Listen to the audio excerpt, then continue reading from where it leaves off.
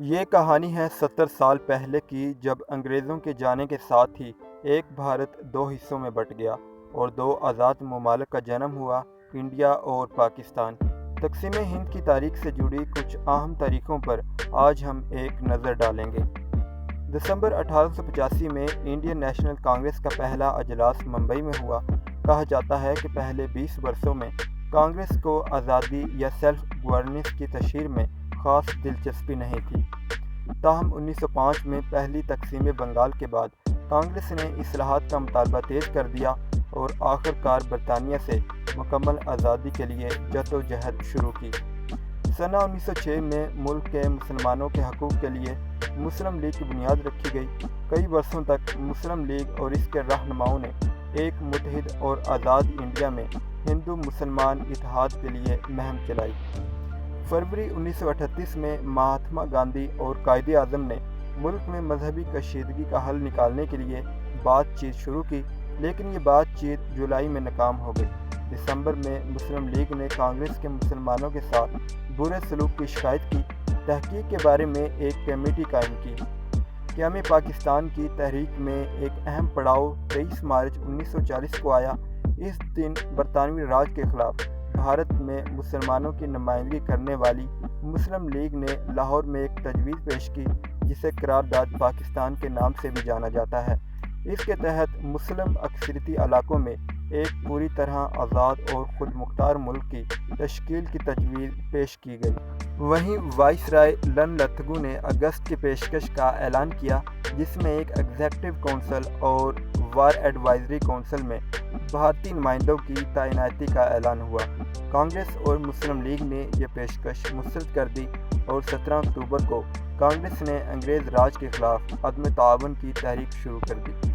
برطانوی وزیر اعظم Winston Churchill نے بھارت میں سیاسی اور قانونی ڈیڈ لاک دور کرنے کے لیے 11 مارچ 1942 کو برطانوی پارلیمان میں اعلان کیا کہ انگلینڈ کے سوشلسٹ رہنما سر اسٹیفن کرپس کو جلد ہی نئی تجاویز کے ساتھ ہندوستان بھیجا جائے گا، جو سیاسی مسائل کے حل کے لیے بھارتی رہنماؤں سے مشورہ کریں گے۔ 22 اور 23 مارچ 1942 کے درمیان سر کرپس دلی آئے۔ انہوں نے ہندوستانی رہنماؤں سے طویل مذاکرات کیے اور 30 مارچ کو کرپس تجاویز شائع ہوئی۔ کرپس مشن کی تجاویز ہندوستانی نیشنلسٹس کو مطمئن کرنے میں ناکام رہی۔ الگ الگ تنظیموں نے مختلف وجوہات کی بنیاد پر ان کی مخالفت کی اور کرپس تجاویز نامنظور کر دی۔ 1942 میں گاندھی کی قیادت میں ہندوستان چھوڑ دو تحریک شروع ہوئی۔ گاندھی اور جناح نے ستمبر 1944 میں مسلم لیگ کے پاکستان کے مطالبے پر بات چیت کی، جو ناکام رہی۔ دونوں کے درمیان وجہ اختلاف پاکستان کا مطالبہ تھا۔ محمد علی جناح کا زور مسلمانوں کے لیے علیحدہ ملک یعنی پاکستان کے مطالبے پر تھا، جبکہ گاندھی صرف آزادی کی بات کرتے تھے، جس میں بھارت میں ہندو اکثریت والی عارضی حکومت کی طرف سے مسلمانوں کو ان کی الگ شناخت تسلیم کیے جانے کی ضمانت دی جائے۔ سنہ 1946 میں مسلم لیگ کی طرف سے کابینہ مشن سے خود کو الگ کر لینے اور راست اقدام کے مطالبے کے بعد ملک بھر میں ہندوؤں اور مسلمانوں کے درمیان تشدد بھڑک اٹھا۔ تشدد کی پہلی لہر کلکتہ میں 16 سے 18 اگست کے درمیان شروع ہوئی۔ گریٹ کلکتہ کلنگز کے نام سے یاد آنے والے اس واقعہ میں تقریباً 4000 لوگ مارے گئے، ہزاروں زخمی اور تقریباً 1 لاکھ بے گھر ہوئے۔ تشدد کی یہ لہر مشرقی بنگال کے ضلع نواکلی اور بہار تک پھیل گئی، جس میں تقریباً 7000 مسلمان مارے گئے۔ 29 جنوری کو مسلم لیگ نے آئین ساز اسمبلی کی تحلیل کا مطالبہ کیا۔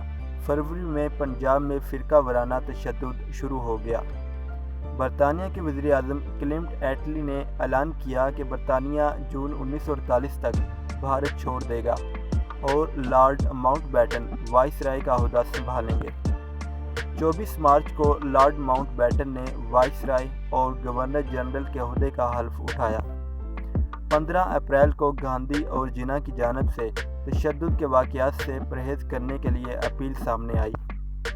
2 جون کو ماؤنٹ بیٹن نے بھارتی رہنماؤں سے تقسیم کے منصوبے پر بات کی اور 3 جون کو نہرو، جناح اور سکھ کمیونٹی کے نمائندے بلدیو سنگھ نے آل انڈیا ریڈیو کی نشریات میں اس منصوبے کے بارے میں معلومات دی۔ 14 اگست کو بھارت سے الگ ہو کر پاکستان بنا اور پاکستان نے اپنا پہلا یوم آزادی منایا۔ 14 اگست کی رات 12 بجے برطانیہ اور بھارت کے درمیان اقتدار کا تبادلہ ہوا تھا۔ 15 اگست کو انڈیا نے اپنا پہلا یوم آزادی منایا۔ تقریباً 1.25 کروڑ لوگ اپنا گھر بار چھوڑ کر ملک تبدیل کرنے پر مجبور ہو گئے۔ تقریباً 10 لاکھ لوگ تشدد میں مارے گئے، جن میں مسلمان، ہندو، سکھ سبھی شامل۔